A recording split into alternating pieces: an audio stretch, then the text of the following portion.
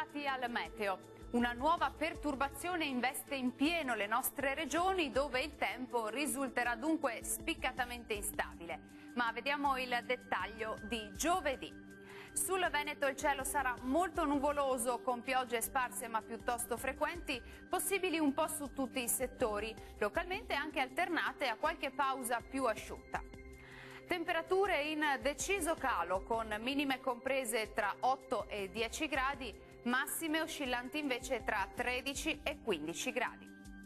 E sarà molto instabile anche sul Friuli Venezia Giulia, dove avremo un cielo coperto ovunque e qualche precipitazione a carattere sparso. Sarà via via più asciutto invece a partire dalla serata. Temperature minime tra 8 e 9 gradi, massime in brusco calo, oscillanti tra i 14 e i 15 gradi.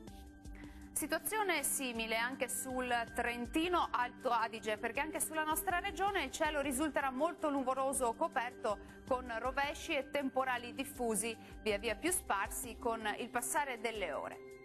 Temperature minime sui 9 gradi, massime piuttosto fresche, oscillanti tra 14 e 15 gradi. Dal meteo di Antenna 3 è tutto, vi do appuntamento al prossimo aggiornamento. Arrivederci.